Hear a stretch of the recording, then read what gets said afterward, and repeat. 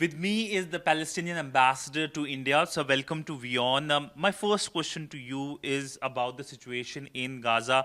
What is the current situation in Gaza? And if you can perhaps talk about the support you have got from the international community since the announcement by the Israeli side that they're going to essentially focus more on Gaza City, and the announcements we saw by the Israeli Prime Minister that they plan to create a defense parameter between Gaza and, of course, Israel. All these announcements which you must have followed. So, what's your assessment?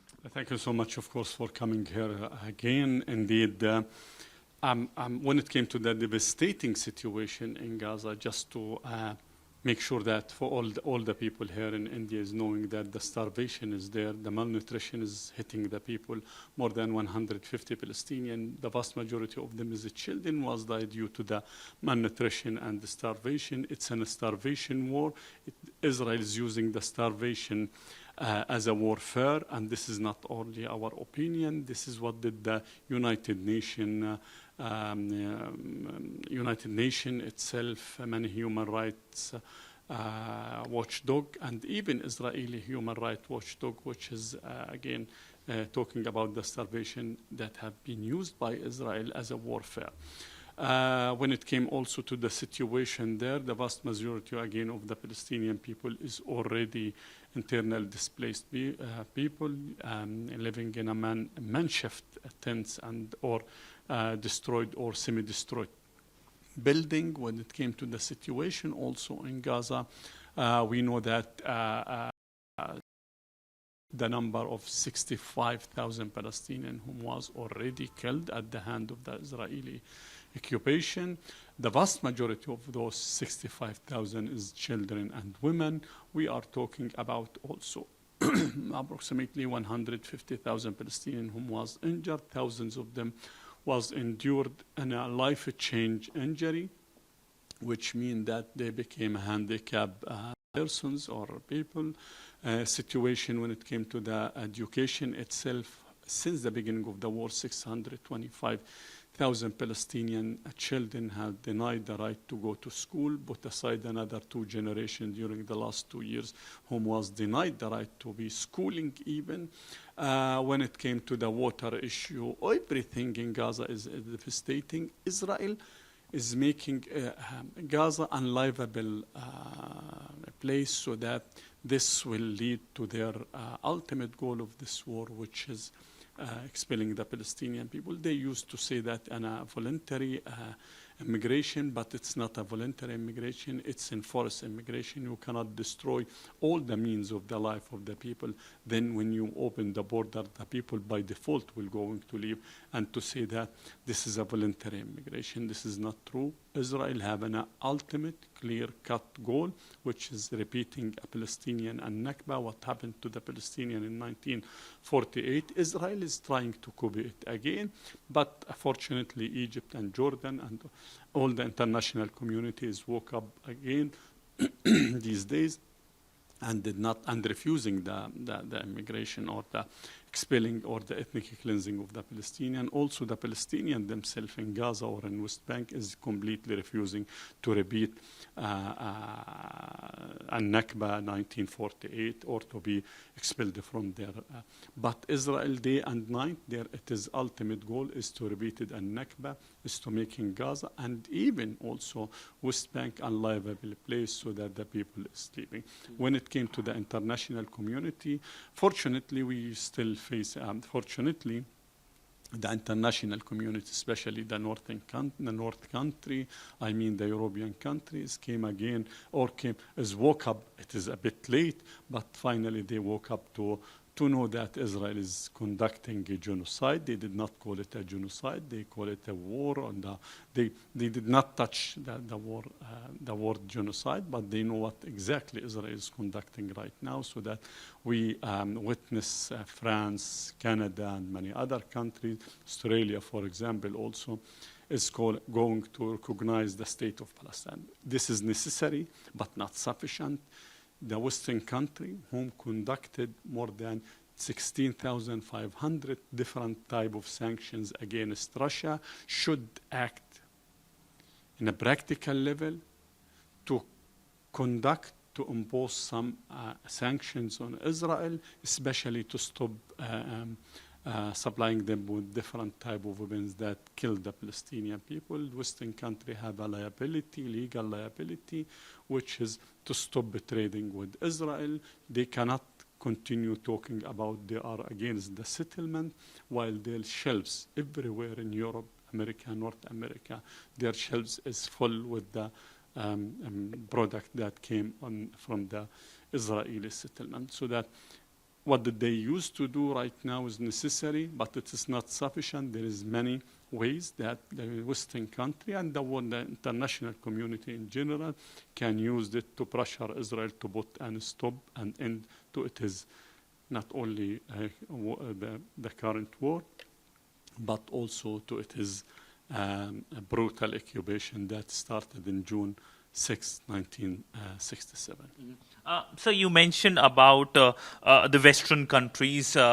We have seen Western countries back to back extending their support in terms of recognizing the state of Palestine at the UNGA come September. But let me talk about the international community, particularly when it comes to the Arab world. Do you think that the Arab world has been silent? They have not been very active as well. Is that a perception you share? And secondly, United Nations Security Council. Do you think that the UN has failed when it comes to highlighting your issues? When it came to again, the recognition of the State of Palestine was declared by Yasser Arafat in 1988 in Algeria. India was the very first one to recognize it after of course, the Arab countries. The question should be asked, since we already invested in, or the international community invested in the peace process since 1993. What was the barrier for those northern country, European country, to recognize the state of Palestine since that time? Why did they, because this is a very important question, why did they came very late by the end of the day to recognize the state of Palestine?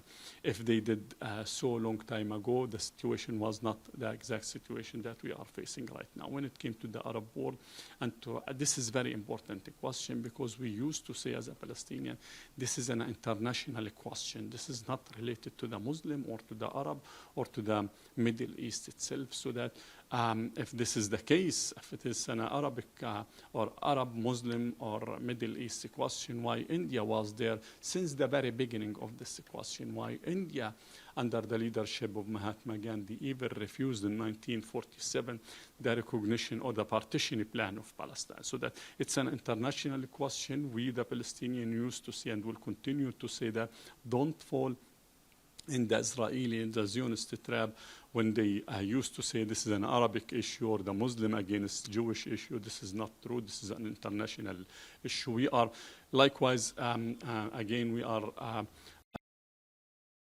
Arab support that we used to have it long time ago from the Muslims. Do you continue to have that Arab support? Yes, that's my question. Yes. When it came to the political arena, yes, we are continue to have it. The Arabs used to send in a very strong statements when it came to the Israeli occupation issue. But again, we know that it's not much of strengthening muscle by the end of the day, because everyone wants us to compare when it came to the Arab or the others. Why did not the Arab was there with their armies and all of this stuff? The international arena. So my question is not about they sending armies. My question is, other than statements, what has the Arab world done for the Palestinian cause during this current situation, during the situation in Gaza, the visuals which we have seen? So do you feel sad or disappointed with the Arab world? That's my question, in terms of their ability to do more when they have been very vocal, other than just giving statements. Oh, but your question is a very important question, but you cannot ask it to a political man. I'm not a political commentator. I'm representing the Palestinian Liberation Organization. I'm the representative, the special representative of President Abbas, so that I cannot, we cannot tackle the issue from the popular perspective. So that again, When it came to the Arab world, there are two, all the Arab world is supporting the Palestinian question. Again, it's not an Arab-Israeli issue, it's a global issue.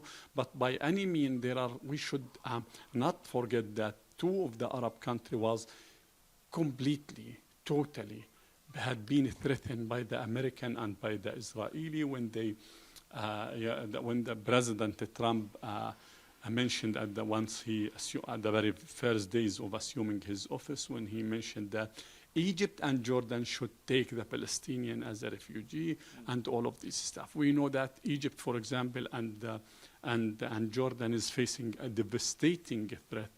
And they are in a very unfortunate situation because of the Palestine. But they are paying a heavy price, and we trust that under the leadership of President Sisi and under the leadership of King Abdullah, both of those are having a border with Palestine, with West Bank and Gaza, used to pay and will continue to pay, and they will not stop paying the necessary price for the Palestinian people. We used to receive a lot of support from the entire Arab country world and from the mainly, to be very frank, from the vast majority of the international community, even when it came to the political issue, except of course the United States of America, which is launching the war alongside with Israel on Gaza. So, coming to India, what's your assessment like? Are you disappointed that there hasn't been much support? Do you think so, that there hasn't been much support from the Indian side when it comes to the ongoing situation in Gaza? Or do you think that India has been able to talk about this issue, and India has been able to provide support as well, because India has said that India continues to support UNRWA with the support, and India continues to talk about the issue of the two-state solution at the United Nations Security Council? When it came to the India-Palestine relation, India-Israel relation, this is the same exact question that I used to watch it, or I used to face it. I used to be asked from the media regarding the India situation when it came to the Palestinian question. Indeed, two types of measurement we have in the macro level.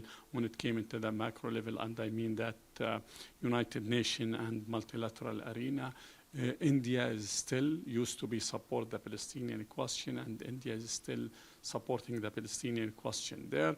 And India, of course, is supporting them by voting in favor of the Palestinian resolution, put aside the last resolution when they abstain on it. But when it came to that, because again, I am here official representative. I'm not a political commentator. The political commentator here in India, many political commentators in India used to criticize the Indian position, the Indian issue. This is not our issue as a Palestinian embassy. And again, we used to monitor and measure our relation with India. Official way I already mentioned when it came to the macro level, but also in the micro level, India is supporting the Palestinians with many projects, many of it already accomplished, and some project is on its way or is still running on its way to be accomplished. But again, we as a Palestinian, likewise, believe that India, with its heavy political weight worldwide, can do more in this particular issue. India can do a great job for them, invest more in the peace process in the Middle East. India having a good relation with Israel, a very strong relation with Israel. They can use it to leverage some of to ease the situation in West Bank and Gaza with Israel, I mean. So my last question to you is, the issue of terrorism, it has been an issue for India, very worrisome. We saw the Pahalgam terror attack as well in India, and we saw a strong statement by the Palestinian side as well. So what has been your stance when it comes to the issue of terrorism, cross-border terrorism, especially a big worry for India? The principle is a principle. We, the Palestinian, completely, totally against the terrorism. But the question is, who gonna define this is a terrorism or not terrorism? In India, in 1857, when the Indian people was resisting the British colonialization, they had been accused of being terrorism. Even during the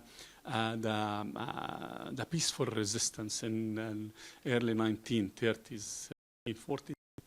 You used to be accused of being terrorism, anarchist, and all of these staff of accusation. So that we should differentiate between the terrorism and other form of resisting the foreign occupation. This is very important because Israel is trying all the time to mix between terrorism and we are vocal since the attack in India took place. He sent to official letter to the President of India and to the Prime Minister of India. We are very vocal in this regard. And again, principle should be principle. When it came to, according to us, do you believe that there is any form of terrorism more than the foreign occupation? This is the main issue. This is the main source of terrorism worldwide. When some people, this is the main, or this is the most significant, this is the most brilliant, this is the most shiny type of terrorism. Mm-hmm. Israel occupation is the most significant type of terrorism worldwide. Mm-hmm. So essentially, you condemn the terrorism or terrorist actions which India has faced. It's not my word. This is President Abbas. I already told you that President Abbas sent an official letter. It's not only official letter when it came. We, the Palestinian, condemn all the type of terrorism that conducted against any civilian people or against any innocent people. Mm-hmm. This is the principle that we, not only we, the Palestinian, anyone, any rational one should stand to this principle. Mm-hmm. Thank you so much, sir, for speaking to WION, giving your perspective, the state of Palestine's perspective as well, and of course, what's your relationship with India is. Thank you so much, sir. Sure. Thank you, sir. With video journalist Siddhant Sibal for WION at the Palestinian Embassy in New Delhi.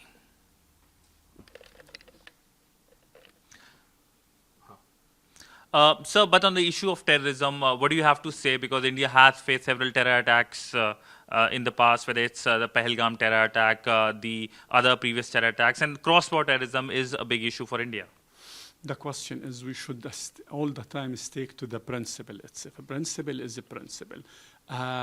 Terror attack is terror attack. Any type of killing of the innocent people, civilian people, should be, of course, considered as a terror attack. But we should differentiate because we used to be accused as a Palestinian of conducting terror attacks. We should differentiate between resisting the foreign occupation, which is, according to the United Nations, the only one who's still under the foreign occupation is the Palestinian people. We should differentiate between resisting the foreign occupation that you, as Indian people, exercise it long time ago, and you had been accused of being terrorist people in 1857 when you start your revolution. It was accused of being terrorist people, and even in 1930, 1940, this last century, you also been accused of being anarchist, terrorist, and all of these stuff. The occupier all the time is using to accuse their resistance of being terrorist people, anarchist people, or all of this stuff.